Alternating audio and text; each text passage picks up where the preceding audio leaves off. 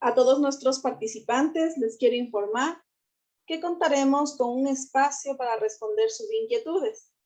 Para los participantes que se encuentran de manera virtual conectados, utilizarán la opción que dice chat. Y para los asistentes que se encuentran físicamente en nuestra aula virtual en Limón, el cita será la persona que recepte sus inquietudes. Todas sus preguntas serán atendidas al finalizar la cursada. Doy paso al pionero y gestor de este programa, al ingeniero Darío Ruiz, gerente general de QCS Ecuador, quien junto a su staff de profesionales colaboran con el desarrollo de este programa. Bienvenido, Darío, y gracias por esta iniciativa. Gracias, Danita. Buenas noches. ¿Me confirmas que sí me escuchan? Sí. Listo, buenas noches con todos.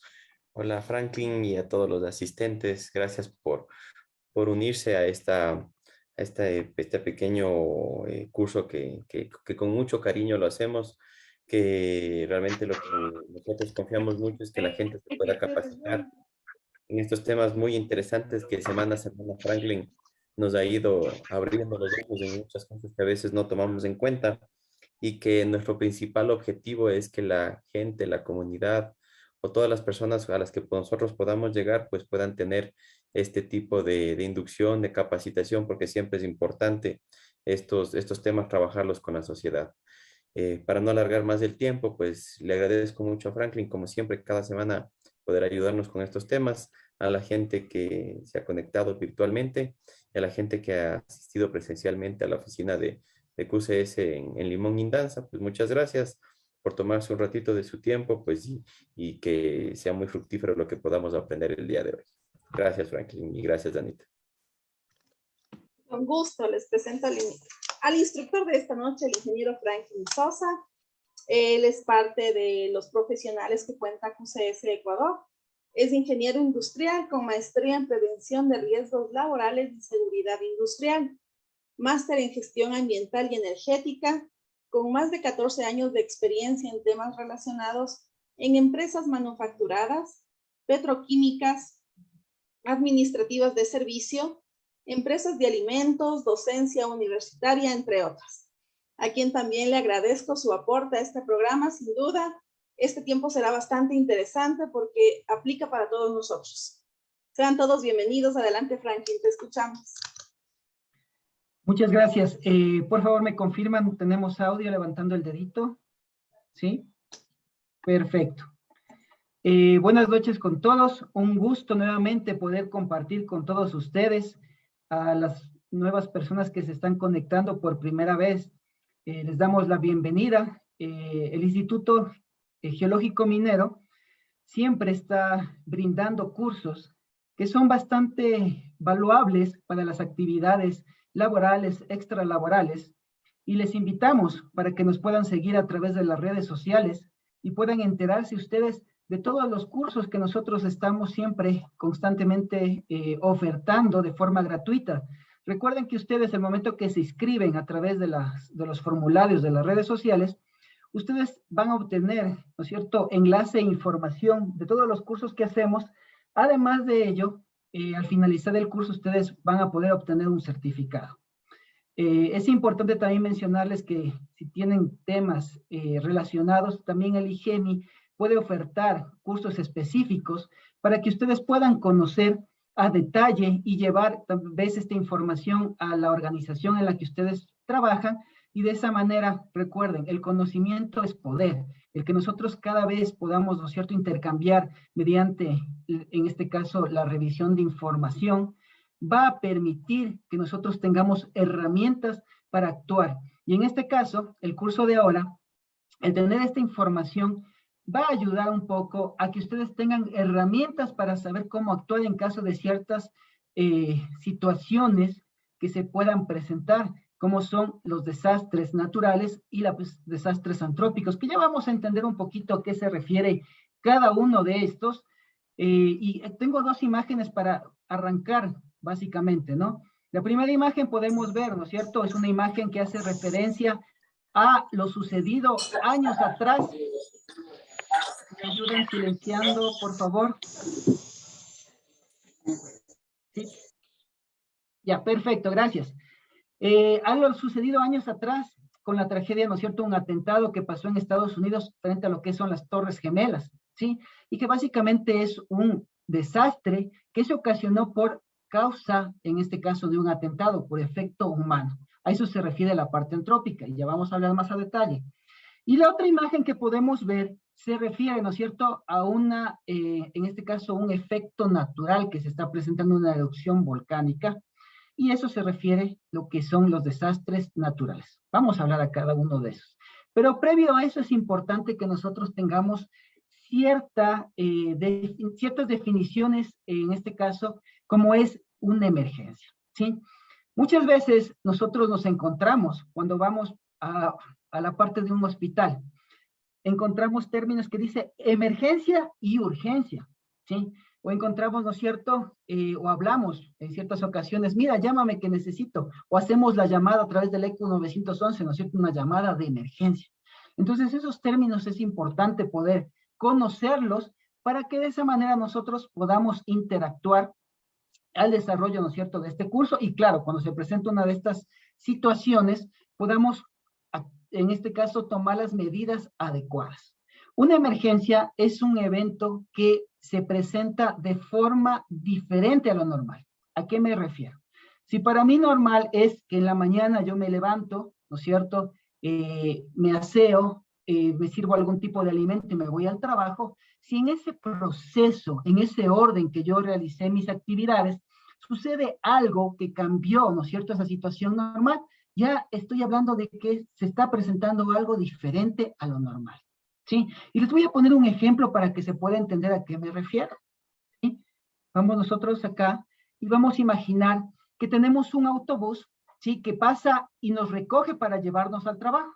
Entonces tenemos ya un horario definido para poder asistir, ¿no es cierto?, en este caso, salir a la puerta y nos pasa el recorrido y llegar al trabajo a la hora adecuada. Imaginémonos que el día de ahora nosotros tenemos una reunión muy importante. Hay un cliente que nos viene a visitar y por lo tanto, ¿no es cierto?, tenemos que llegar a tiempo. Siempre a través del recorrido institucional llegamos con 5 minutos antes, por lo tanto estamos tranquilos. ¿Qué es lo que pasa? Que en el momento del trayecto, la situación normal es que nos subimos al autobús y claro, vamos en el desplazamiento hacia, en este caso, nuestro destino de trabajo. Pero el día de hoy sucede que el autobús tiene un desperfecto mecánico y básicamente se encuentra que cae un hueco y se desinflan sus 2 llantas, ¿ya? Entonces ya es una situación que me genera un comportamiento diferente a lo normal, a lo que yo tenía como, en este caso, considerado para el día. Por lo tanto, ya puedo hablar que es una emergencia, ¿sí? Ahora, ¿qué es lo que debemos hacer? El conductor dice, bueno, tendría que cambiar las llantas. Pero vamos a imaginar, ¿no es cierto?, que el conductor nunca ha cambiado en su vida las llantas del vehículo, de ningún tipo de vehículo. Por lo tanto, el conductor no tiene el conocimiento para afrontar ese tipo de emergencia, ¿sí? Porque en este caso es una emergencia que le generó un comportamiento diferente a lo normal, que debe en este caso cambiar las llantas. Él no tiene el conocimiento. Perfecto, por ahí uno de los pasajeros dice, ¿sabes qué? Yo sí sé cómo debo cambiar una llanta. Por lo tanto, préstame en este caso, las herramientas que tú tienes para cambiar. ¿Qué quiere decir eso? Que necesito la llave de ruedas, la gata, para poder, ¿no es cierto?, en este caso, cambiar y reemplazar las llantas. Y también lo que es el repuesto, la llanta de emergencia. Pero si sumamos que el conductor dice, mira, yo no cuento con esos insumos, con esas herramientas. Por lo tanto, ¿no es cierto?, esa emergencia que tal vez iba a generar unos 20 minutos en ser solventada, solucionada, va a ocasionar que se demore mucho más. ¿Y eso qué va a generar? Va a ocasionar que todas las personas que dependían o estaban viajando, ¿no es cierto?, en este autobús, para que puedan llegar a su lugar de destino, van a, en este caso, verse involucradas por esta afectación de que primero no tiene el conocimiento de cómo va a afrontar esta emergencia y segundo, no va a conocer, ¿no es cierto?, en este caso no cuenta con las herramientas necesarias. A pesar de que pueda tener otra persona que sabe cómo actuar, no tiene las herramientas, no tiene los insumos. Si comenzamos a hacer una comparación, imaginamos que estamos en nuestra casa o imaginamos que estamos en la empresa y en la empresa comienza a presentarse un incendio, en este caso un amago de incendio, un inicio, un fuego, y si la persona que está operando, o en este caso las personas que viven en esa casa, no saben cómo actuar frente a un inicio, ¿no es cierto?, en este caso un fuego, un amago de incendio, ¿qué es lo que va a pasar? Primero, no sabe qué hacer y va a generar, ¿no es cierto?, una desesperación, va a generar un comportamiento incorrecto para poder actuar. Y segundo, vamos a imaginar que, claro, para yo poder contener esa emergencia de incendio, ¿no es cierto?, de amago de incendio que se está generando, necesita el extintor. Si las personas no tienen el extintor, no tienen el recurso, ¿qué va a pasar? Lo más probable es que tenga una gran afectación, y en esa afectación va a ser unos daños hacia la parte de muebles, del domicilio, y podríamos hablar incluso una afectación hacia las vidas de las personas que estén ocupando, ya sea en la casa o ya sea, en este caso, en la empresa. ¿Sí? Entonces, para poner el ejemplo, fue el sistema de autobús, en donde nosotros nos podemos dar cuenta que va a presentarse una emergencia que es algo fuera de lo normal, algo que yo no tenía, en este caso, considerado que pase, y que si llegara a darse, yo debo contar, ¿no es cierto?, en este caso, con insumos, con herramientas para poder actuar frente a esa emergencia. Vamos a imaginar, en el ejemplo, que la persona sabía cómo cambiar la llanta, que la persona sí contaba, en este caso, con los insumos, con las herramientas. ¿Qué va a pasar? Inmediatamente, ¿no es cierto?, se detiene del vehículo, sabe cómo cambiar, usa las herramientas, tal vez se demora unos 15 minutos, cambia las llantas y, claro, continúa la operación. ¿Sí? Nos afectó 15 minutos, que es manejable, ¿no es cierto? Pero imagínense ustedes, no sabe cambiar la llanta, no tiene las herramientas, eso ocasionó que tal vez todos los ocupantes del vehículo lleguen después de una media hora, una hora, y pierdan tal vez la reunión, tengan una sanción económica por llegar atrasados, ¿sí? En un caso, en este caso, en la parte del ejemplo.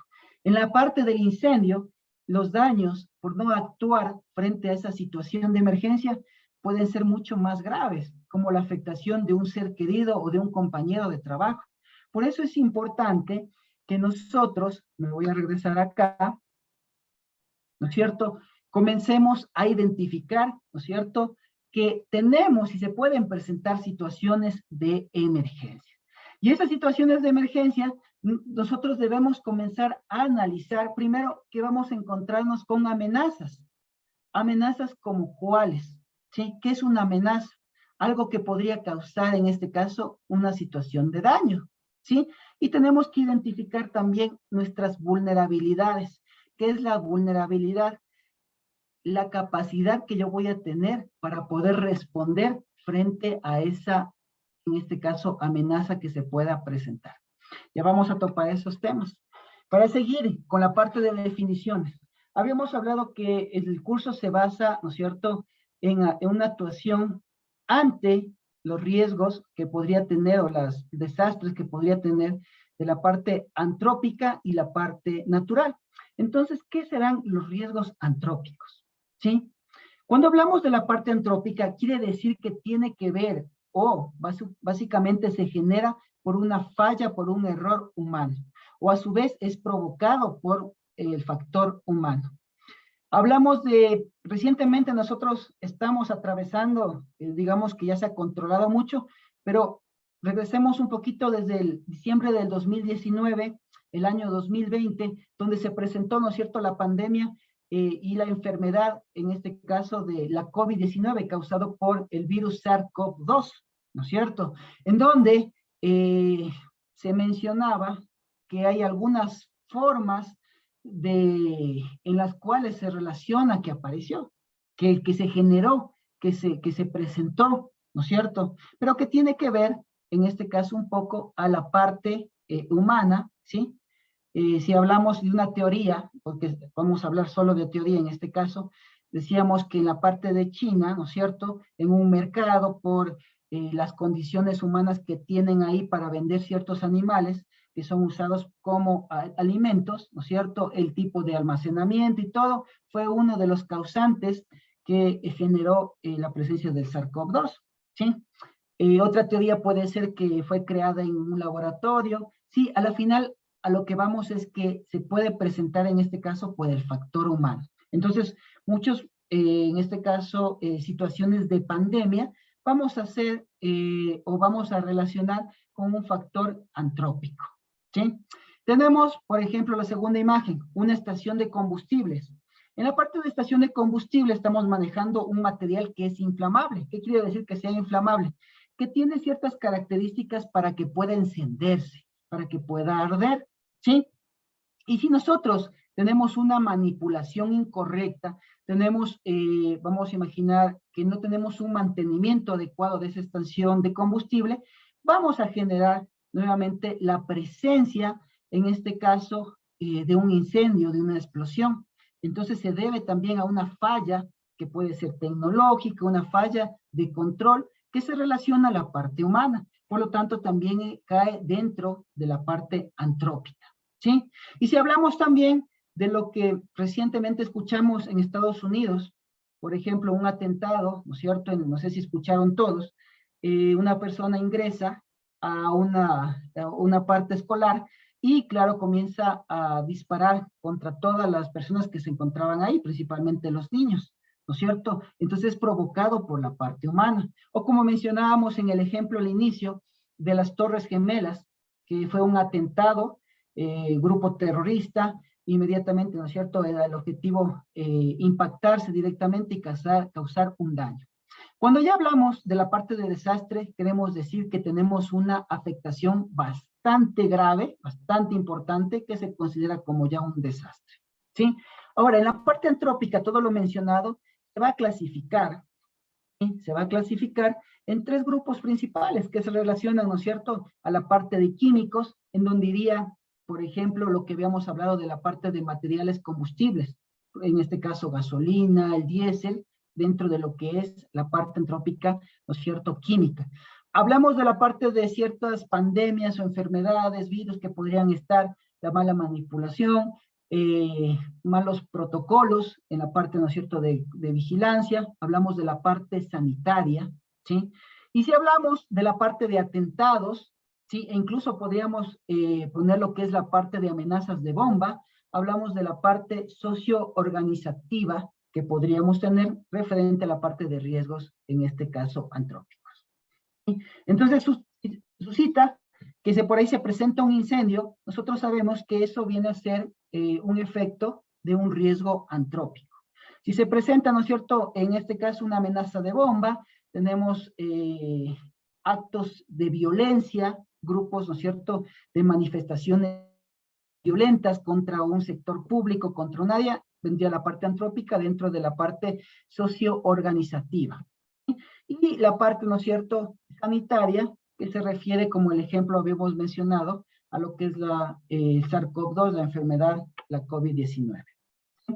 Importante conocerlo. En la parte de riesgos naturales, vamos a tener en cuenta que son ciertos cambios o comportamientos que se ven involucrados en el entorno natural.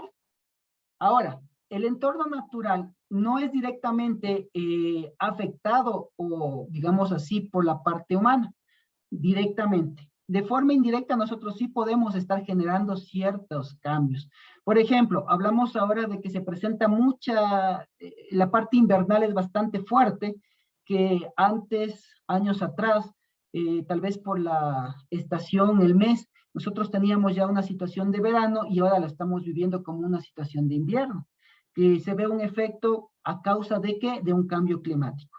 Ahora, en la parte del cambio climático, que es comportamientos que tiene, ¿no es cierto?, toda la parte del planeta, la naturaleza, tal vez sí tenemos una afectación, pero ya no la vamos a hacer directamente como una afectación antrópica, sino ya una afectación antropogénica, que viene a ser diferente, que yo estoy generando otro tipo de afectación a través de la contaminación, la generación de la quema excesiva en las empresas, la generación de monóxido de carbono, de dióxido de carbono, que contribuyen a dar esos cambios, esa afectación antropogénica, y eso genera cambios en la parte climática. Es uno de los efectos, ¿no? Entonces, pero cuando hablamos de la parte de riesgos naturales, ya hablamos de lo que está pasando, de lo que se está generando, como el proceso, ¿no es cierto?, de un sismo, el proceso de una erupción volcánica, la presencia, en este caso, de inundaciones que se puedan generar y que sí tienen una afectación importante hacia el entorno, ya sea la flora, la fauna,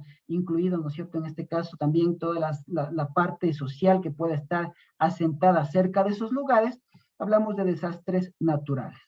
Y en estos tenemos algunos, ¿no?, como es lo que es la parte de los sismos, la parte de terremotos, que se generan por el movimiento y el choque de lo que son las placas tectónicas. Nosotros recordemos que en la parte del piso, donde nosotros tenemos, debajo de ello, vamos a encontrar todo lo que es la parte continental, una placa que se la conoce como placa continental. Hay otros también, dependiendo del sector, la placa de Nazca. Y tenemos una placa oceánica que está al borde, ¿no es cierto?, de la zona costera. Esta placa oceánica, por los movimientos que se generan propios de la Tierra, siempre está tratando de meterse debajo de esa placa continental. Entonces comienza a flexionar tanto que llega un momento en el que se genera, ustedes imagínense en coger un esfero, una tapa de un esfero, y comiencen ustedes a aplastar, a flexionar. Va a ceder hasta que llega un momento que ya no puede ceder más y se va a fracturar, se va a romper. En ese momento que se rompe, inmediatamente se libera energía. A eso se le conoce en el punto de abajo, ¿no es cierto? Se lo conoce, ¿no es cierto?, como en este caso hipocentro, y la parte superior, en la parte del suelo, epicentro, ¿sí? Entonces tenemos la liberación de esa energía. Y esa liberación de esa energía, dependiendo el movimiento que haya generado, puede ser un movimiento, para que sea claro, en forma zigzag o en forma ondulatoria, de arriba hacia abajo, va a generar la afectación y la parte de los sismos que nosotros vamos a tener. Y claramente, de acuerdo a la fuerza que se está generando, vamos a hablar ya de una unidad de magnitud, que se lo mide, en este caso una escala, que esa escala puede ser escala de Richter, en donde nos va a decir, mira, tenemos un nivel 1, que es un nivel bajo, casi no se apreció, no se sintió, hasta un nivel 12, que es catastrófico, como efecto de esto. Aquí tiene que ver también mucho la profundidad, cuántos kilómetros de la parte del piso, de la superficie hacia adentro, hubo la liberación de esa energía para poder tener, ¿no es cierto?, mayor presencia o que tengamos esa reacción. Vamos a tener lo que es el proceso, ¿no es cierto?, de erupciones volcánicas, en donde también son procesos naturales que se van generando y que van presentándose cada cierto nivel de años y que están también monitoreados. En la parte del sismo, con la parte de una erupción volcánica, en la parte del sismo nosotros no podemos predecir garantizar que el día de mañana se va a presentar un sismo con una intensidad alta, mediana o baja, ¿sí? Porque va a ser un evento que se va a presentar y que es bastante complicado en este caso alertar. En Japón tienen sistemas para alertar, pero básicamente cuando ya se liberó la energía, y lo que tienen ellos es un sistema para poder alertar de que la energía está dirigiéndose de control sobre ese tipo de situaciones. Pero nosotros no podríamos predecir que el día de mañana se va a presentar esto. En la parte de lo que es erupción volcánica tenemos tal vez un poco la diferencia, porque nosotros podemos monitorear el estado o el avance de ese proceso. ¿A qué se refiere? Nosotros vamos a encontrar, y tal vez de las diferentes ciudades en las que nosotros nos encontremos, hemos escuchado sobre volcanes, ¿no es cierto?, que se encuentran activos. Y estos volcanes tienen una etapa en la que nosotros estamos identificando su nivel, se encuentra en una etapa verde o blanca, ¿no es cierto?, que no hay ningún tipo de alarma, se encuentra en una etapa tal vez de alerta amarilla, en la que ya nos informa a través de los medios de, en este caso, entidades oficiales de control, como puede ser la Secretaría de Gestión de Riesgo o el Ministerio de la Seguridad, coordinador de la seguridad, nos van a alertar y dicen, mira, estamos en una etapa amarilla, en donde nos dice que tenemos tal vez una presencia ya de material, en este caso de fumarolas, hay pequeños sismos alrededor de la zona del volcán, ¿sí? Y por lo tanto ya nos va alertando para que generemos planes de acción, dependiendo si estamos cerca o alejados de esa zona de afectación. Entonces tenemos esas amenazas para ya poder identificar cómo vamos a actuar. Analizamos qué pasa en una etapa color naranja. En la etapa color naranja nos dice que ya es muy probable, ya hay cierto material piroclástico que está saliendo. Recordemos que en la parte de un volcán nosotros tenemos la liberación, es como una olla de presión, ¿no es cierto?, que comienza a empujar, y comienza a salir primero, como en la olla de presión, el vapor. Aquí también comienza a salir todo lo que es la parte de las fumarolas, y claro, lo que quiere es salir la parte interna, que es el magma, que cuando ya tenemos en la parte externa se llama lava, ¿sí? Entonces comienza ya a tener esa etapa de una actividad más alta, y claro, aquí sirve mucho también los antecedentes. Hay personas, ¿no es cierto?, que comienzan a estudiar alrededor del volcán, y de esa manera nos dan características del comportamiento del volcán, porque hay volcanes que tienen un proceso, para entender un poco, agresivo, una erupción masiva, o hay volcanes que son, en este caso, un poquito más retardado su proceso, y que van haciéndolo poco a poco, como el ejemplo del volcán Sangay, que es poco a poco, o tal vez en la parte también del volcán Tungurahua, que tiene procesos de activación y luego se calma y baja su actividad. De esa manera pasan también a una etapa de nivel color roja, en la que nos dice tenemos ya un proceso real de evacuación y debemos evacuar e irnos hacia otra zona, a una zona segura. Toda esta parte, ¿no es cierto?, nos va a permitir alertar, y tenemos una etapa en la que nosotros nos podemos preparar siguiendo todas estas disposiciones que son compartidas por estos entes oficiales. Importante seguir la información de los entes oficiales. Tenemos otros procesos, ¿no es cierto?, como la inundación que se puede dar, y es importante, sabemos que en ciertas condiciones, ciertos lugares, estamos cerca de ríos, estamos cerca de zonas que tienen esa particularidad de no liberar rápido la parte del agua, y que son susceptibles a que puedan ser tapadas, bloqueadas, y tener esos procesos de inundación, y que nos va a afectar. Sí, por eso es importante nosotros conocer qué es lo que vamos a tener también como afectación de riesgos naturales. De acuerdo a eso, nosotros vamos a generar lo que es un plan, ¿no es cierto?, de autoprotección, un plan de emergencia, un plan de contingencia, que ya les voy a explicar cada uno de esos, o un plan de continuidad del negocio. Dentro de este plan, lo que se va a considerar es primero, ¿no es cierto?, recordemos, habíamos hablado que tenemos que identificar las amenazas. Cuando yo voy a generar mi plan, es importante identificar las amenazas, porque yo no puedo hacer un plan enfocado a un tsunami. Si yo tengo la empresa, o yo vivo, mi casa, ¿no es cierto?, está en una zona de sierra, en una zona de una montaña, y yo voy a actuar de esta manera si se presenta un tsunami, estoy generando, ¿no es cierto?, una pérdida de tiempo, porque tengo que identificar las amenazas reales a las que yo voy a encontrar. Tengo que identificar, tengo que hacer el análisis de vulnerabilidad. Una vez que identifiqué, yo tengo el riesgo de la presencia en las partes naturales, de la presencia de erupciones volcánicas, de sismos, en la parte en este caso antrópica, voy a encontrarme con la presencia de la parte de un incendio. Tengo tal vez ciertos materiales combustibles o las instalaciones eléctricas, ¿sí? Voy a encontrarme también con que cerca de donde yo vivo, donde está la empresa, yo tengo un centro de un municipio, y es susceptible a que tengan manifestaciones contra este municipio, tengan lo que son amenazas de bomba para demostrar el rechazo. Entonces comienzo yo a buscar la parte, ¿no es cierto?, de amenazas, y aplico la vulnerabilidad. ¿Qué voy a hacer, ¿no es cierto?, frente a un sismo? ¿Qué voy a hacer frente a un incendio? Y de esa manera, ¿no es cierto?, comenzamos a identificar qué nivel tengo de vulnerabilidad, para comenzar a generar, ¿no es cierto?, cuáles van a ser mis acciones y mis comportamientos de respuesta a ello. Voy a identificar rutas de evacuación, escape, ¿no es cierto? Si es que tengo yo la presencia, habíamos hablado de una erupción volcánica, tengo que identificar cuáles van a ser las zonas seguras a donde debemos dirigirnos como zonas de escape. Debemos comenzar el proceso de la preparación de respuesta. En este caso, si hablo de una empresa, voy a generar la parte de las brigadas. ¿Qué brigadas voy a necesitar? Voy a identificar qué insumos voy a requerir para actuar sobre esas amenazas que voy a tener. Y de esa manera, ¿no es cierto?, comenzar a mejorar esa vulnerabilidad de decir, no tengo nada, mi vulnerabilidad es bastante alta, yo tengo ya estos insumos de respuesta.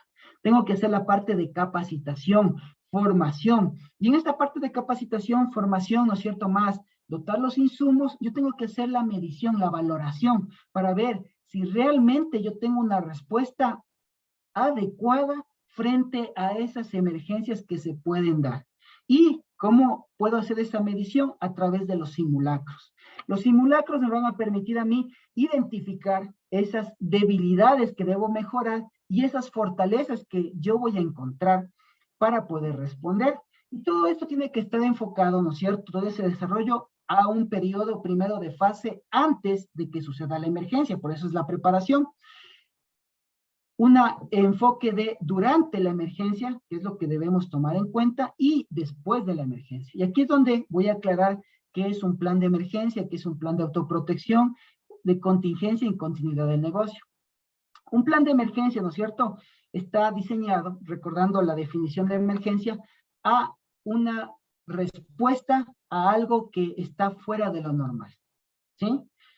Cuando hablamos ya de la parte de autoprotección y le agregamos a nuestro plan autoprotección, que puede tener el plan de emergencia y está la parte de autoprotección, es ya señalar qué recursos yo voy a tener para disminuir, ¿no es cierto?, esa presencia de amenaza que tengo, ¿sí? De esa manera estoy diciendo, si yo sé que se puede dar un incendio, mi plan va a estar enfocado que yo voy a tener en la parte del desarrollo del plan ciertos insumos y personal que va a reaccionar para detener esa presencia de incendio que se pueda dar. Cuando hablamos ya de un plan de contingencia, lo que queremos decir es que queremos nosotros cerrar, ¿no es cierto?, que a causa de la primera situación de emergencia no genere otro evento que va a afectar a la población. Y les voy a poner un ejemplo. Años atrás, todos creo que pueden recordar, ¿no es cierto?, tuvimos la presencia de un sismo en toda la zona costera de Pedernales, Manta, toda esa zona, en este caso, fue afectada por un sismo, ¿sí? En ese sismo, vamos a hablar de una ciudad en particular, para el ejemplo, que es la ciudad de Rocafuerte. En Rocafuerte es una ciudad ganadera, ¿sí? Está vía para lo que es la parte de Manta, ¿sí?, dentro de lo que es la parte de la provincia de Manabí. Y básicamente, al ser una zona ganadera, faenan mucho la carne, o sea, tenemos producción de carne y la carne tiene que estar refrigerada. Cuando sucedió el evento, en este caso del terremoto, inmediatamente se prende la actuación de emergencia. Vamos a ayudar a rescatar por lo que sucedió, que fue el terremoto. Pero, ¿qué es lo que comenzó a suceder? Como hubo una afectación de pérdida, en este caso, de suministro de energía, de luz, suministro de agua potable, todo lo que es estos frigoríficos, carnicerías, comenzaron a descomponerse, en este caso todo este material, esos víveres, ¿no es cierto? Y comenzaron a generar, en este caso, otro tipo de bacterias. Ahora, al no tener, ¿no es cierto?, agua potable, comenzó a generar ya otra afectación de riesgo biológico hacia la salud de las personas que se encontraban en ese sector. Entonces, ¿qué pasó? A partir de la situación inicial, que fue un sismo, una emergencia, yo generé otra situación, otro evento fuera de lo normal. Entonces, cuando yo hablo de un plan de contingencia, estamos hablando de que voy a actuar sobre la emergencia, pero también voy a detener y voy a contener sobre otras situaciones de eventos adversos, ¿no es cierto?, que puedan suceder. A eso hablamos ya de contingencia. Y cuando hablamos ya de un enfoque de continuidad de negocio, estamos hablando ahora de que vamos nosotros a mirar un poquito más allá y decir, bueno, mira, tuvimos, ¿no es cierto?, un incendio, ¿y qué vamos a hacer para garantizar que el día de mañana podamos seguir produciendo y que la empresa no se cierre? A eso viene la parte de continuidad del negocio, que luego del evento, del siniestro que ya sucedió, ¿qué es lo que yo voy a hacer? En el ejemplo, por ejemplo, en la parte de un incendio, hablamos que tengo yo una zona en la que yo fabricaba almohadas, y esta se incendió. Por lo tanto, detuvimos el incendio, ¿no es cierto? Aislamos el lugar, hicimos contención, pero claro, el lugar, el área, el edificio donde hacíamos la parte de las almohadas está bastante afectado. Ahora, mi empresa se dedica a la parte de almohadas. Si nosotros esperamos que de aquí venga un maestro, haga una reparación civil, luego haga una reparación eléctrica, nos va a tomar tal vez semanas y eso va a generar que no ingrese dinero y puede ocasionar que la empresa quiebre. Cuando hablamos de la parte de continuidad, estamos hablando y asegurando de que la estrategia es que si llegara a darse eso, nosotros tenemos una alianza con otra empresa que hace lo mismo para que comience a producir, se llama producción maquila, ¿no? Y comience a producir lo mismo con nuestra marca. Claramente tenemos que pagarle a ellos, nuestro nivel de utilidad, de ganancia va a ser mucho menor, pero estoy garantizando que hay una continuidad de las operaciones. A eso se refiere con la parte de planes enfocados a la parte de continuidad del negocio. Ahora, de acuerdo a eso, ¿no es cierto? Nosotros debemos pensar y enfocarlo hacia la parte de la etapa antes, durante y después de la emergencia, ¿sí? De acuerdo, entonces, en la parte de etapa de antes, ¿qué es lo que nosotros debemos considerar? ¿Qué debemos tomar, en este caso, en cuenta para poder actuar? Primero, tenemos que, luego que ya hayamos hecho la identificación de las amenazas, comenzamos a sensibilizar a los integrantes de la organización. Si voy a hacer un plan a nivel de mi casa familiar, pues voy a sensibilizar de lo que puede pasar a los integrantes, ¿no es cierto?, de mi familia. Tengo que identificar cuáles van a ser esas zonas de seguridad, en donde ellos deben, a dónde deben dirigirse en el caso, por ejemplo, de un proceso de una evacuación por erupción volcánica, o a su vez en un proceso de un sismo, si llega a darse de forma catastrófica un desastre, a dónde deben dirigirse para tener nuestro punto de reunión. Por ejemplo, en la parte de sismos, cuando tenemos un nivel elevado, nivel catastrófico, se determina que todos los parques centrales son los centros principales en donde se van a dirigir las brigadas de Cruz Roja, policía, bomberos, todo lo que es cuerpos de atención y rescate de socorro, para que en esos lugares puedan dirigirse las personas que en este caso estén fuera, hayan sobrevivido a esos niveles catastróficos, y de esa manera tener también niveles de comunicación hacia otros lugares de puntos centrales de reunión.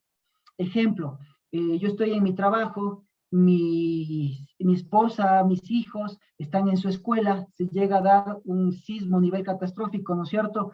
Yo salgo del lugar, estoy protegido, pero claro, ya tengo cero comunicación, tal vez la parte de telefonía, voy a tener una interferencia, todos van a querer llamar, entonces no tengo un nivel de comunicación adecuada, no voy a poder dirigirme hacia el lugar donde están, porque va a estar bloqueada las vías, cerrados. Por lo tanto, yo tengo que dirigirme a estos parques centrales. En esos parques centrales, y informar de la misma manera a mis familiares que se vayan a esos lugares, a esos parques, puntos centrales, y de esa manera poder encontrar y hacer un sistema de comunicación que va a tener tal vez la Cruz Roja, estos cuerpos de socorro, y de esa manera informar y saber del estado de si mis familiares estaban en la zona norte, cómo está la zona norte, ¿sí? Ver las personas que están sobrevivientes, de esa manera poder llamar un poquito a la calma y seguir esas recomendaciones o tener esos puntos de atención. Entonces es importante definir de acuerdo al lugar en donde estoy,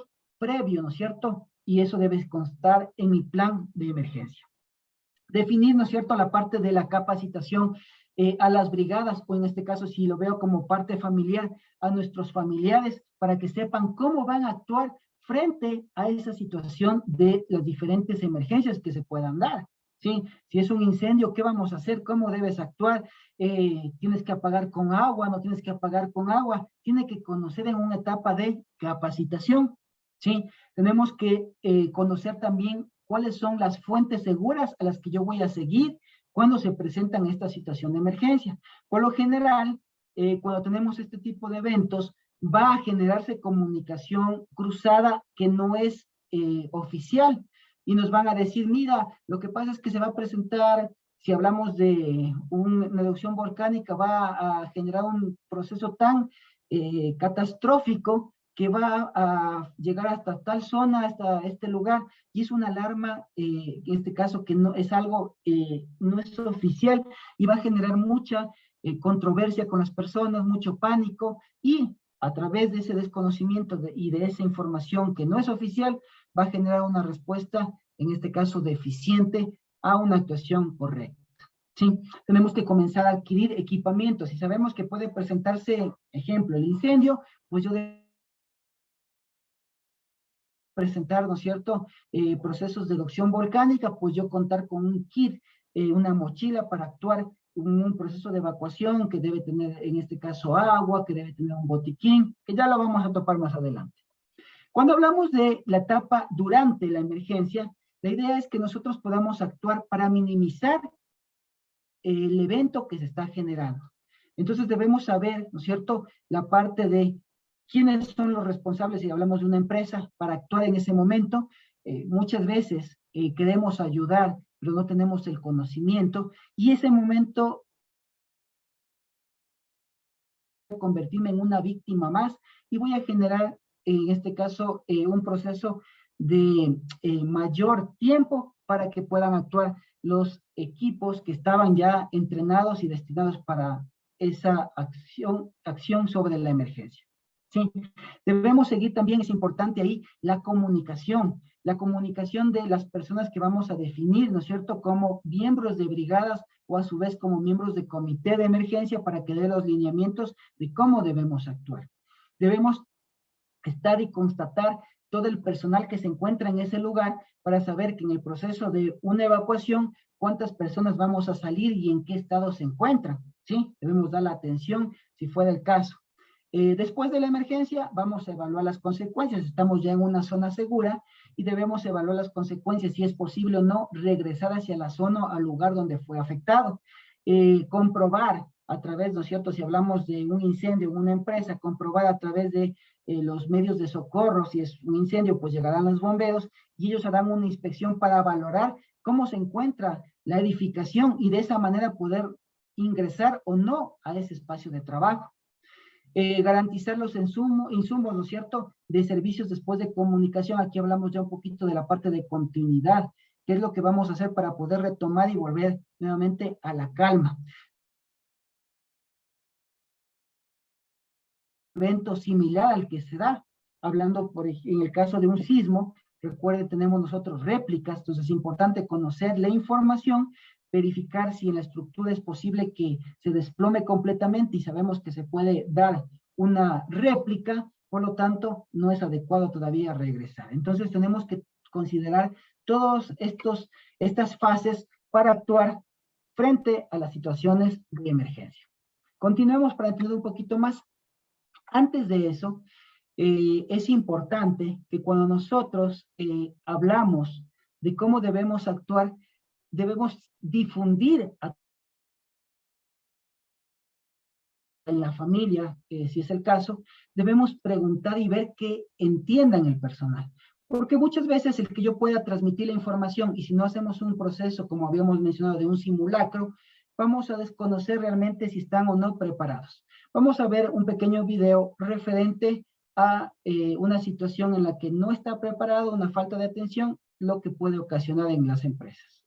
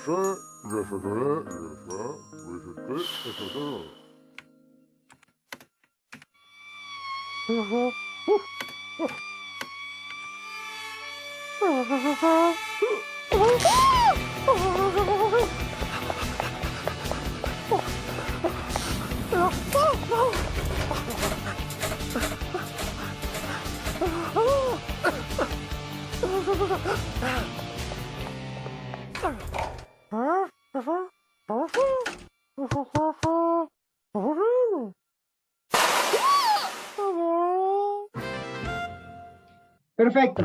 ¿Qué es lo que podemos señalar de ahí? Que básicamente el no poner atención, ¿no es cierto?, a las instrucciones, a las recomendaciones, nos va a convertir en una víctima en el momento de presentarse una emergencia. Como en el caso de un incendio, no sabía las rutas de evacuación, no sabía cómo usar el extintor, entonces es importante conocer. En estos procesos, y si hablamos en la parte industrial, es importante que nosotros también conozcamos la señalización. Hay señales de prohibición que vamos a encontrar que están en un círculo de color rojo, una línea cruzada, y nos está determinando o limitando a que no se aplique, ¿no es cierto?, que se respete, en este caso prohibido fumar, prohibido encender fuego, que vamos a encontrar en las organizaciones. Tenemos las señales de color azul que dice obligación, en este caso con un dibujito que se lo conoce como pictograma, que nos dice uso obligatorio de un equipo de protección personal determinado. Tenemos las señales de advertencia, que es un triángulo de color amarillo con fondo, en este caso con líneas de color negro, que nos dice, mira, advertencia, riesgo de caída, advertencia, riesgo de electrocución, advertencia, en este caso, piso resbaloso, que podemos encontrar advertencia, materiales inflamables, ¿sí? Tenemos señales de color, en este caso verde, que son señales de salvamento, y vamos a tener en este caso las rutas de evacuación, salidas de evacuación, zona de seguridad, zona segura en caso de sismos. Tenemos las señales que es color rojo y tenemos un cuadrito, un dibujito de un extintor, de un gabinete contra incendio, de una manguerita que nos dicen equipos de lucha contra incendio, que es importante conocerlo. Hablemos de la parte, en este caso, antrópica, referente a que se presente un incendio. Para que se dé primero el incendio, tuvo que haberse generado el fuego. Para que se haya generado el fuego, yo tuve la combinación de 3 elementos. El primer elemento va a ser, en este caso, el oxígeno. Nosotros tenemos en el aire, y si recordamos cuando estábamos en la escuelita, nos decían, mira, tú tienes el 21% de oxígeno en el aire, más otros por ciento, ¿no es cierto?, de nitrógeno y gases raros. Para que se inicie el fuego, yo solo necesito el 16%. Por lo tanto, ¿no es cierto?, voy a encontrarme que yo tengo ese recurso que es el oxígeno.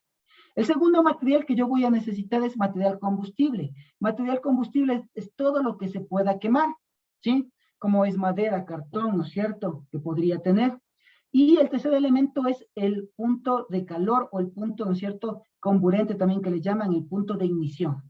Si nosotros analizamos en la figura, en el ejemplo, me voy y hago una fogata. En la fogata yo tengo oxígeno en el aire, tengo las maderas, las hojitas, el material combustible, y con un fósforo, ¿no es cierto?, enciendo la fogata. Ahora, cuando la fogata es controlada, puedo decir estoy en un estado de fuego. Cuando comienza, ¿no es cierto?, esto a crecer, yo puedo hablar de lo que es un amago de incendio. Y cuando esto comienza a crecer de forma desordenada, yo no puedo tener un control, se lo llama reacción en cadena, estoy hablando ya de un incendio, ¿sí? Ahora, para yo poder controlar, yo debo quitar uno de los 3 elementos. Para poder apagar la fogata, ¿qué es lo que podemos hacer? Yo puedo, ¿no es cierto?, coger un balde con agua y lanzo ese balde con agua sobre la fogata y ¿qué estaré quitando? Calor, oxígeno, combustible. Voy a quitar el calor, estoy enfriando y se apagó automáticamente, ¿no es cierto?, el fuego, se apagó. Ahora, estoy haciendo la fogata, no tengo agua, pero tengo una pala y tengo tierra. Yo cojo y boto tierra encima de la fogata. ¿Qué estaré quitando? Calor, oxígeno, combustible. Estoy eliminando el oxígeno y estoy apagando la fogata. Ahora, cuando hacemos una fogata, vamos a imaginar que me quedo a acampar en alguna zona. ¿Qué es lo que yo hago para garantizar que no se genere un incendio, que no crezca, no se genere un incendio forestal?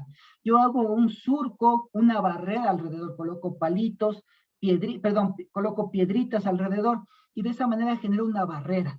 ¿Qué estoy generando? Estoy generando estoy delimitando y retirando el combustible.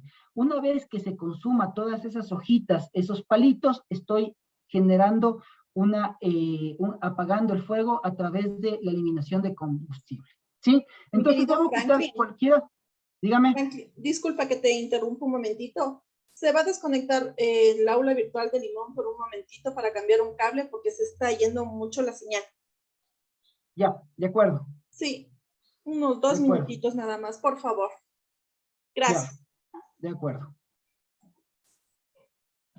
Hasta que se puedan conectar el aula virtual, solo reforcemos esta parte de acá, que es en base a lo mencionado, ¿yo cómo voy a actuar frente a la parte de los incendios? ¿Qué es lo que hacen los bomberos cuando se presenta un incendio? Los bomberos reciben la alarma. Una vez que reciben la alarma, ellos se dirigen a la zona y claro, una vez que se dirigen a la zona, analizan la afectación, el nivel de afectación. Ellos determinan que tienen ya una afectación tal vez del 75% y dicen, no, ya está en un 75%, pero tengo el riesgo de que este incendio afecte a las casas aledañas.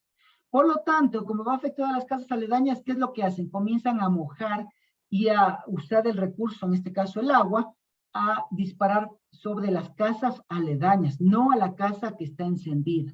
¿Qué están haciendo? Están quitando el combustible. Y de esa manera, ¿no es cierto? Están controlando ese incendio. ¿Sí? Entonces es importante de esa manera poder determinar que yo para apagar el fuego tengo, ¿no es cierto? O quito, en este caso, el calor, quito, en este caso, el oxígeno o quito el combustible. Cuando en una empresa se genera a través de una falla, un cortocircuito, va a generarse lo que primero nosotros llamamos un amago de incendio, que es un fuego incipiente, es pequeño, y que básicamente yo, al identificarlo oportunamente, al usar un agente extintor, que ya vamos a ver, yo puedo controlar la situación. Cuando yo no actúo de forma inmediata, esto va a crecer de forma desordenada, y va a generarse un incendio, que es en este caso la reacción en cadena que se lo llama. Cuando ya tengo un incendio, es muy difícil que yo pueda actuar, en este caso con un extintor, ya necesito más recursos y en muchas ocasiones en un incendio yo tengo que ya hacer un proceso de evacuación. Ahora, para que se pueda entender un poquito por qué se genera el incendio, es importante saber cómo tenemos la transferencia de calor. ¿Sí? Para que se pueda entender. La primera imagen que ustedes pueden ver es una imagen en donde yo tengo una chimenea. En la chimenea estoy generando, ¿no es cierto? En este caso, quemando, estoy generando calor y estoy generando unos vapores, unos gases, y esos gases están calientes. Esos gases que están calientes, al tener contacto directo, ¿no es cierto?, con esta parte metálica, van a calentar la parte metálica. Y esa parte metálica, al tener un contacto con otro cuerpo que está frío, voy a tener una transferencia de calor, que es la conducción. Y si hablamos de la parte de un incendio, puedo generar en este caso, ¿no es cierto?, la propagación del fuego. Tenemos el otro evento, la transferencia de calor a través de la radiación. Muchas veces nosotros lo podemos vivir eso cuando salimos, vamos a una piscina, un río o la playa, y claro, tenemos un sol bastante fuerte y sufrimos una quemadura a través de la radiación.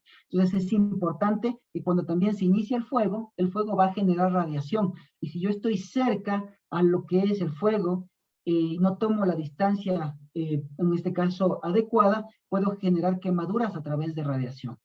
Y el otro es la parte de la convección, que habíamos hablado de lo que teníamos, los vapores, los gases que se están generando. Imagínense ustedes, voy a hacer una parrillada, y en la parrillada yo uso algo de carne, estoy asando, y el momento que yo pongo la mano sobre esa parrilla, yo siento que está bastante caliente.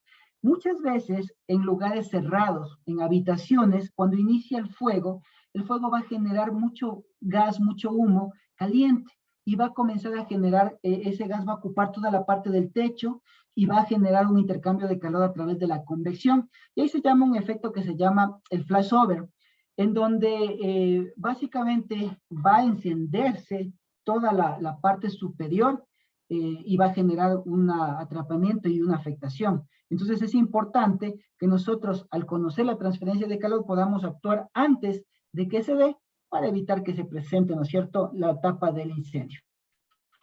Ahora, habíamos mencionado que tenía yo una fogata. En la fogata yo pude quitar el componente calor usando agua.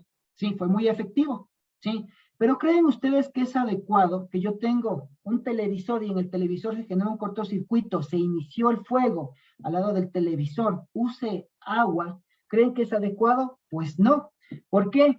Porque básicamente el momento que yo lance agua, como el televisor está conectado a la energía eléctrica, está energizado, lo que voy a hacer yo es que se haga un puente directo, ¿no es cierto? El agua es buen conductor eléctrico y yo sufra una electrocución, sufra una consecuencia que puede ser mayor. O a su vez, no sé si ustedes han podido apreciar, nos ha pasado tal vez a muchos, o hemos visto, ¿no es cierto?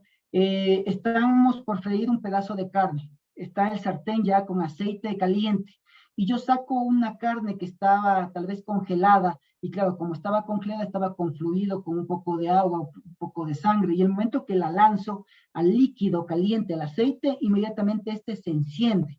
¿Qué es lo que está pasando? ¿No es cierto? Estoy generando, ¿no es cierto?, otro tipo, otra característica de fuego, ¿sí? Por lo tanto, yo tengo diferentes tipos, ¿no es cierto?, de fuego que van a depender en base, en este caso, al origen que tuvieron, ¿sí? Por ejemplo, yo tengo el fuego tipo A que va a corresponder a todos los sólidos combustibles, como que papel, cartón, madera, ¿sí? Ropa, algodón, plástico, las sillas, sólidos clase A. Tengo en este caso fuego tipo B, que va a corresponder a los líquidos inflamables, como son aceites, gasolinas, querosén, colonia, quita esmalte. Fuegos tipo C, va a ser en este caso todos los equipos eléctricos, electrónicos que están energizados, que están conectados, ¿sí? Vamos a imaginar, estoy en mi casa, se genera un cortocircuito, básicamente la televisión comienza a encenderse el fuego y yo no tengo más que el agua. El agua quita el calor, pero si yo lo uso en ese momento, yo voy a generar una afectación mayor. Por lo tanto, yo tengo que irme a la caja de energía eléctrica, la caja de breaker, quitar la energía eléctrica, y en ese momento ese fuego tipo C se convierte en un fuego tipo A, sólido combustible, y yo puedo utilizar el agua, ¿sí? Por eso es importante. Ahora, esos tres fuegos son los fuegos principales que yo podría tener. Tengo otros más, que es el fuego tipo K, que se refiere a la parte de grasas vegetales, animales, y fuego tipo D, que se refiere a la parte de productos químicos, ¿sí? Que se da principalmente en las empresas, y la otra en la parte de los restaurantes que están constantemente, ¿no es cierto?, preparando alimentos. Ahora, es importante conocer estos tipos de fuego para que yo pueda reaccionar y actuar, y de esa manera controlar esa situación. Para eso nosotros tenemos extintores, ¿sí? Antes de hablar de los tipos de extintores, vamos a conocer cómo son los extintores, ¿sí? Ustedes pueden apreciar en las imágenes que se está mostrando que nosotros tenemos un extintor que va a tener un cuerpo sólido. Permítame poner, listo. Un cuerpo sólido, voy a tener una manija de transporte, voy a tener un gatillo, ¿sí? Voy a tener una manguera y voy a tener en este caso un tobero o difusor, ¿sí? Eso voy a tener siempre todos los extintores. Además, voy a encontrarme con una etiqueta en donde la etiqueta me va a decir qué tipo de fuego puede apagar, A, B o C, ¿sí? Además de eso, voy a encontrarme, ¿sí?, con aquí ya vamos a tener una diferencia. En algunos extintores con un manómetro, que es esta burbujita que está en la parte superior, sí, al lado de la manguera. Este manómetro me va a permitir a mí observar que la flechita está en la posición central, está operativo para el uso. Si está a cualquiera de los extremos, me está diciendo que está al extremo, ¿no es cierto?, en este caso, izquierdo, está despresurizado, y si está hacia el derecho, va a estar con sobrepresión. Además, ¿no es cierto?, voy a encontrar en el agente extintor información de cuándo tiene que tener una fecha de mantenimiento. Voy a encontrar, en este caso, también un pasador metálico y un seguro plástico, y me ayuda a identificar que todavía el extintor no ha sido usado, y de esa manera voy a poder usarlo cuando se presente el conato de incendio. Además, ¿no es cierto?, opiniones de cómo debería utilizar en el momento de que se presente una emergencia, ¿sí?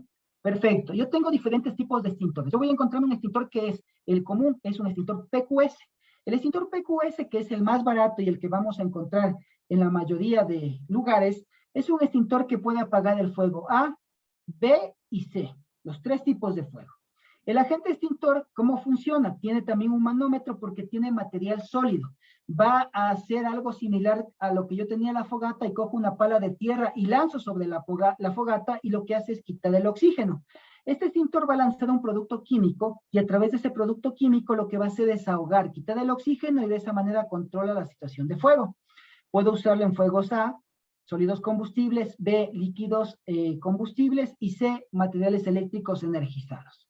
Cuando yo uso este extintor en un material eléctrico energizado, en una televisión, en un computador, al lado de un artefacto, lo que va a pasar, ¿no es cierto?, es controlar el fuego, pero va a ensuciar todo, y es posible que, pues, las características del material dañe y vaya a afectar algún aparato eléctrico. Pero versus, si yo no actúo inmediatamente, la parte de costo-beneficio me va a salir mucho más caro, ¿no es cierto?, si dejo crecer, que gane cuerpo ese conato de incendio y se convierta en este caso, un incendio. Por eso es importante tener, este es el más cómodo y el que debemos actuar de forma inmediata.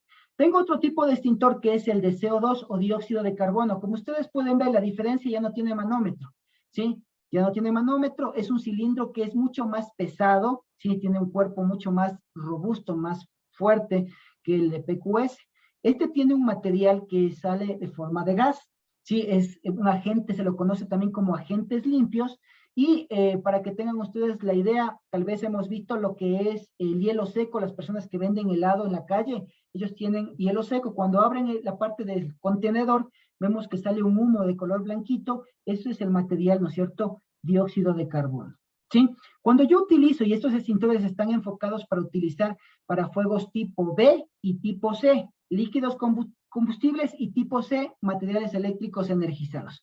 Cuando yo utilizo uno de estos extintores, básicamente lo que va a pasar es que no va a dañar ningún equipo eléctrico ni electrónico, y va a contener, quitando el calor, en este caso del fuego, y va a apagar el conato de incendio que se haya generado. Tengo otros agentes limpios, como es de marca FM200, otro que se llama Alutron, que me van a permitir actuar de la misma manera que el de CO2, ¿sí? A diferencia que estos ya manejan manómetro y me dice que el manómetro, recuerden ustedes, la flechita en el centro, puede ser operado.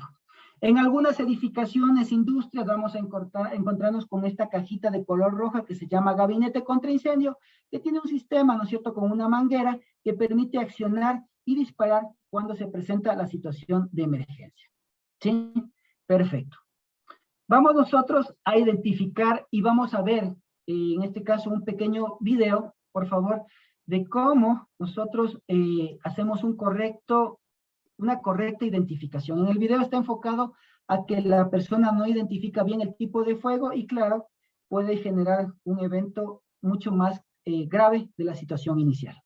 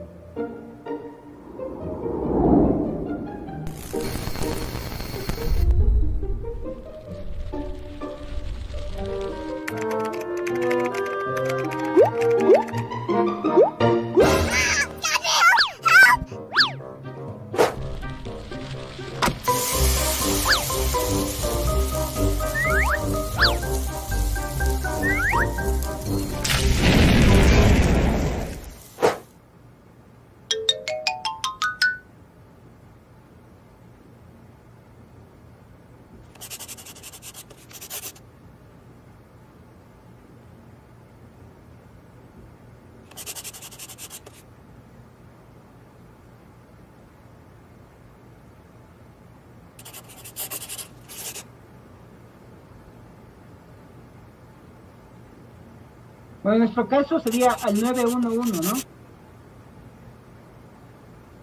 Y como vemos, ¿no es cierto?, al usar agua, ¿qué es lo que pasó? Tuvieron una afectación mayor. Entonces es importante que deben usar, en este caso, el extintor adecuado, que sería uno de CO2, para poder apagar, ¿sí? Y también cuando se da la emergencia, lo correcto es llamar al 911.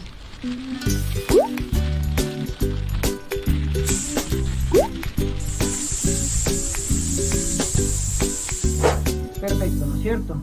Ahora, en la parte del uso del agente extintor, es necesario que nosotros primero, si ya tenemos esto, identifiquemos el lugar donde se encuentra.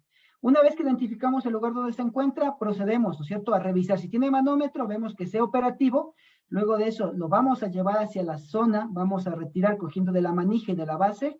lo vamos a acercar hacia la parte del fuego, nos vamos a acercar una distancia de alrededor 2 metros, pero ustedes tal vez no puedan medir, por lo tanto, van a acercarse hasta que ustedes sientan el calor a través de la radiación. Ustedes sienten que es demasiado calor, nos vamos a alejar. Cuando ustedes se ven que pueden estar cerca y no está o no se siente demasiado calor, que es emitido por la radiación, es su zona de seguridad. Tenemos que observar también la dirección del viento. Si observamos, ¿no es cierto?, que la parte del viento está en contra de nosotros, eso quiere decir que la llama del fuego la va a llevar hacia el frente de nosotros. Por lo tanto, debemos estar y sentir que el viento está sobre nuestra espalda, está a favor de nosotros. De esa manera es nuestra zona de seguridad. Y procedemos, ¿no es cierto?, a retirar el seguro que tenemos, que es el pasador metálico.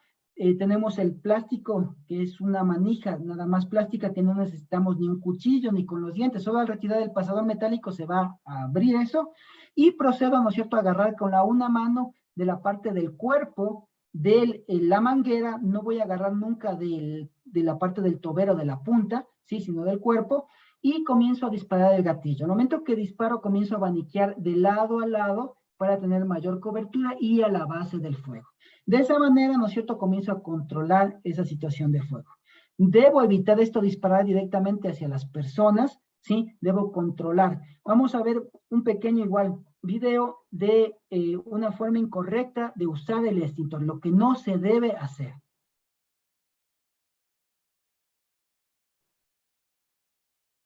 よろしくお願いします。はい、よろしくお願いします。あ、もっと。もっとですか？はい。もっと思いっきり押してください。ちょっと出ないんで。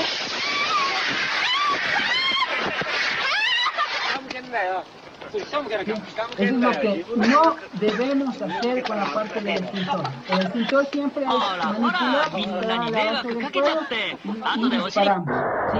¿Qué es lo que debemos evitar? El extintor no es para jugar, el extintor es una herramienta útil para actuar durante las situaciones de emergencia, ¿sí?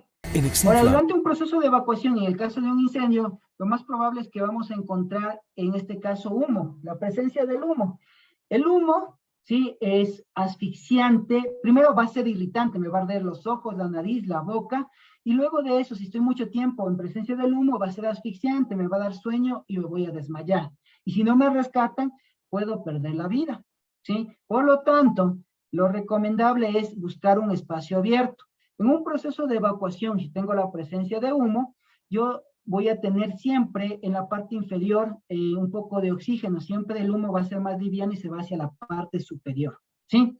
Por lo tanto, debo tratar de salir tal vez gateando. Si tengo por ahí cerca una fuente de agua, voy a mojar una prenda de vestir y me voy a colocar a nivel de nariz y boca, como una bufanda mojada, y de esa manera también me va a ayudar hasta poder salir. En un proceso de evacuación, si tenemos un área donde se usa ascensores, está prohibido usar ascensores.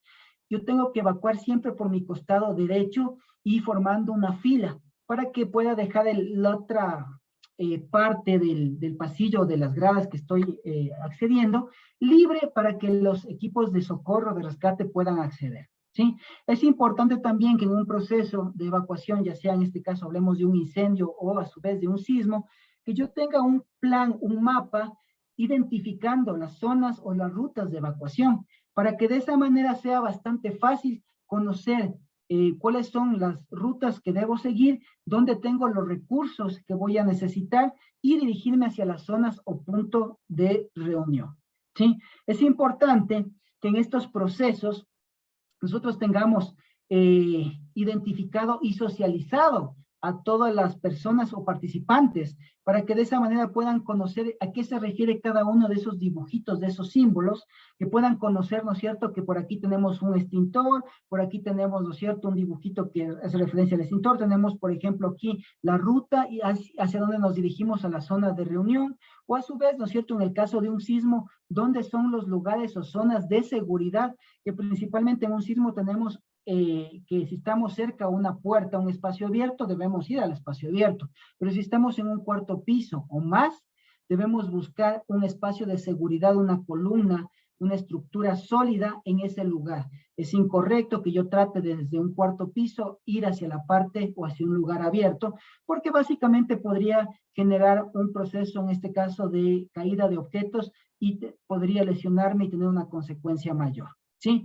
Es importante que yo siga las indicaciones del personal o las brigadas. Debo conformar brigadas, ¿no es cierto?, de primera intervención, que van a ser quienes tomen los lineamientos, me van a enseñar y dirigir, en este caso, si tengo un incendio, si tengo un sismo, qué debo hacer, y de esa manera poder actuar frente a estas situaciones. De acuerdo a ello, vamos a tener niveles, ¿no es cierto?, de actuación. Niveles de actuación en donde, por ejemplo, en el caso de un incendio, la primera va a ser una detención, va a la brigada o las personas que saben manejar los extintores, actúan sobre esa situación y luego de eso, si no pueden controlar, dan la situación o la alerta de una evacuación. En la alerta de evacuación, ¿no es cierto?, van a mencionar la emergencia, van a dar las directrices que sería enumerarse para saber con cuántas personas tienen a cargo y van a proceder a irse hacia la zona externa, la zona segura de reunión, ¿sí? En esa zona segura de reunión se hará un pequeño comité en donde una persona va a dirigir y va a conocer los detalles del evento a través de la información, si se formó ya las brigadas, ¿no es cierto?, que van a dar las brigadistas, si hay personas atrapadas, faltantes, heridas, y poder dar la atención requerida. De la misma manera, recuerden que tenemos que llamar al 900, al 911, para que de esa manera ellos también ya estén en camino y podamos reducir esos tiempos. A pesar de que yo pueda controlar la situación de un amago de incendio, ellos van a venir y van a valorar, a evaluar la situación, y si no pude controlar, ganamos tiempo para que puedan actuar, ¿sí? Recuerden que vamos a tener, ¿no es cierto?, el ejercicio de el simulacro para poder conocer cómo vamos nosotros a actuar. Vamos a ver un pequeño video de cómo actuar en el caso de un sismo.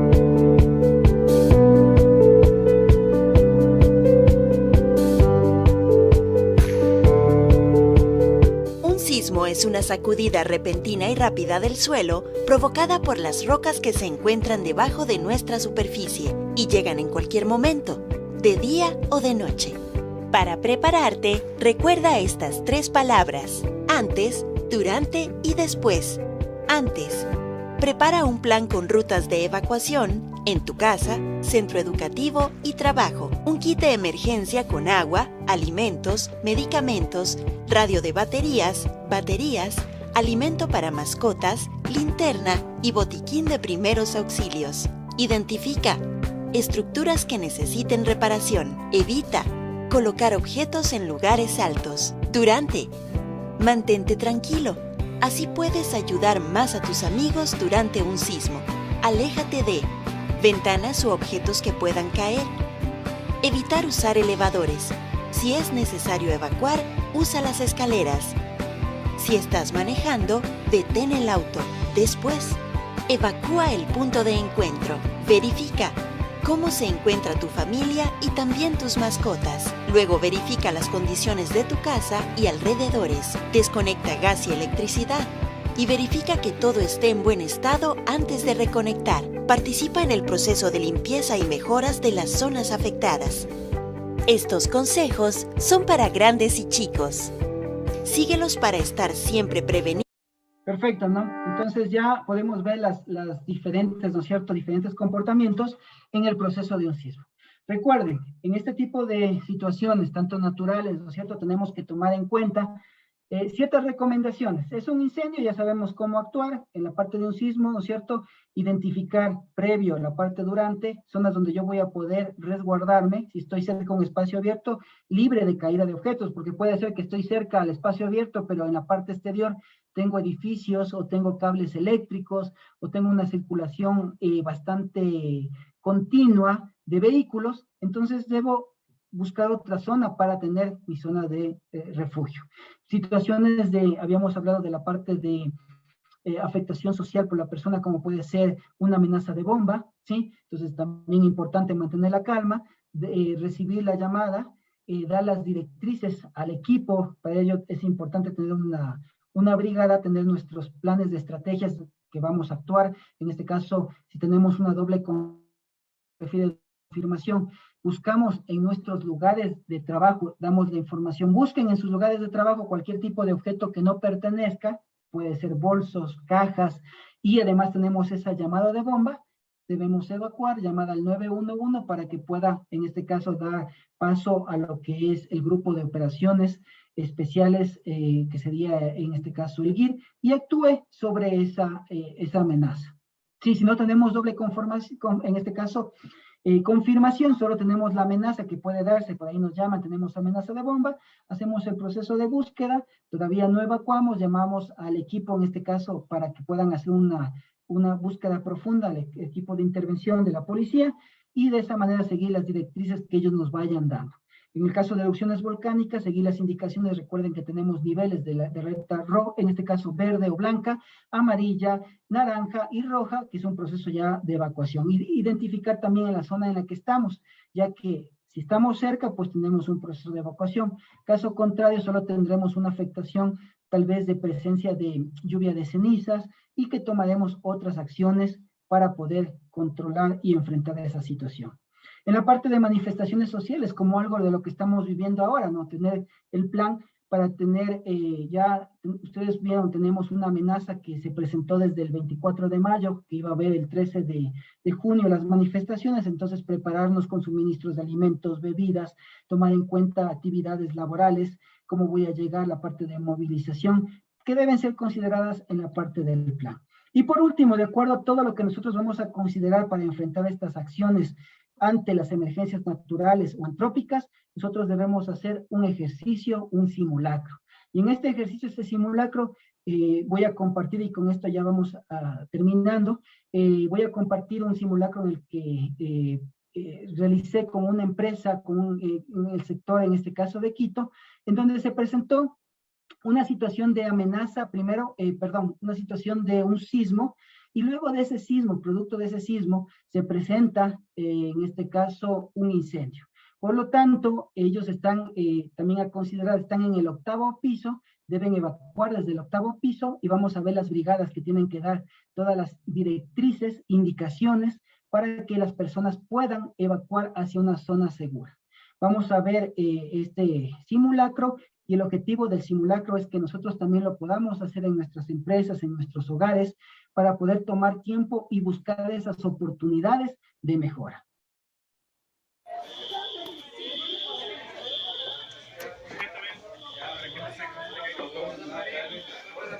Chicos, por favor, vamos.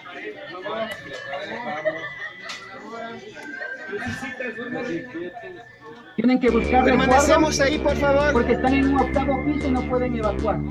Pasa el sismo, se presenta el incendio.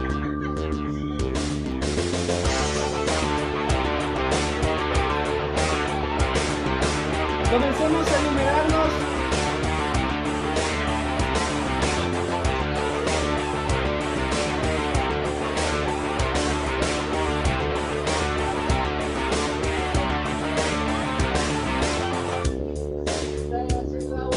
Procedemos a la evacuación, por favor. Comenzamos a no olvidarse de enumerarse.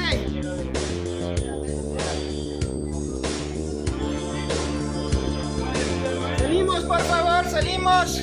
Enumerarse con sus brigadistas. Por el ducto de emergencia.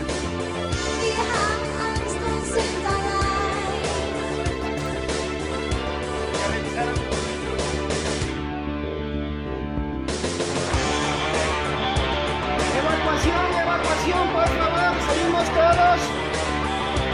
Evacuación, salimos todos.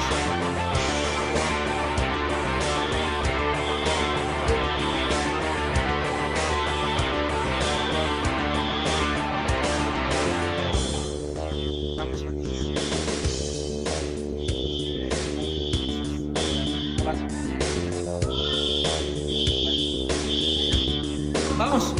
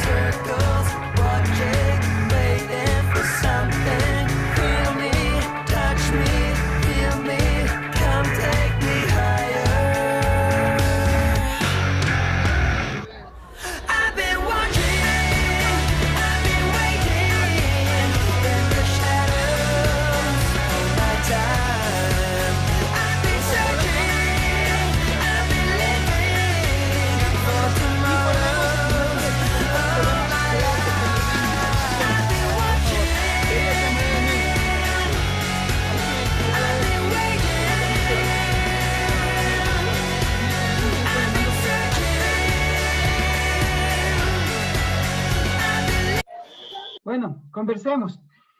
Se presentó la situación, inmediatamente los brigadistas, ¿no es cierto? Primero, si estamos en una empresa, necesitamos algo para que nos puedan diferenciar o identificar del resto de personas. De esa manera, tenemos la parte, ¿no es cierto?, algo distintivo, inmediato da las señales. En el caso de un sismo, tuvieron que acercarse, alejarse de todo lo que pueda caer y buscar, en este caso, en el 8º piso, ellos ya señalizaron zonas de seguridad donde pueden permanecer en el caso de sismo. Luego pasa el sismo, se presentó un incendio, ellos controlan la situación y proceden a la parte de evacuación.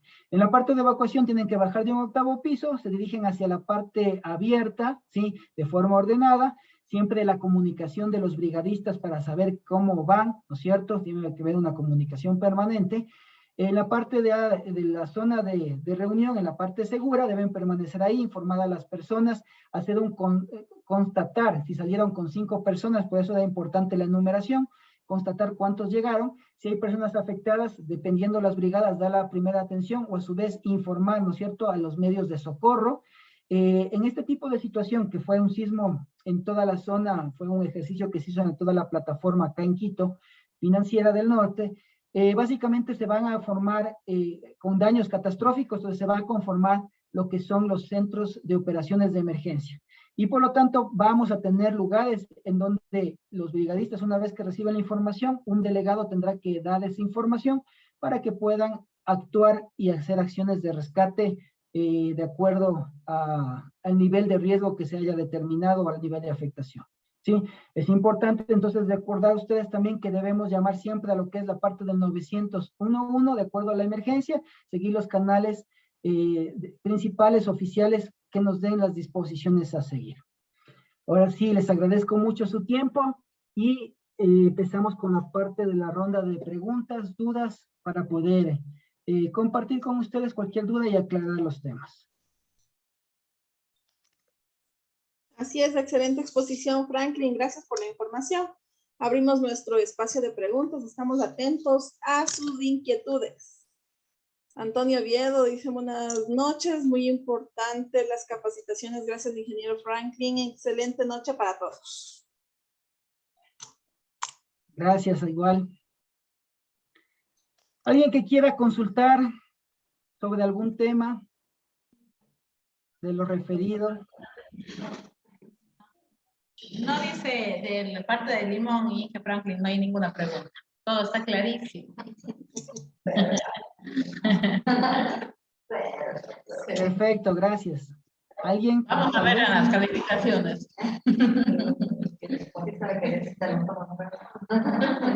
Sí, no es cierto, Inge Franklin. Nosotros tomamos evaluación después de cada curso. En Quito, perdón, en Limón se hace evaluaciones de cada curso escrita. ¿Ja? Porque me están acusando que yo les evalúo. Dice.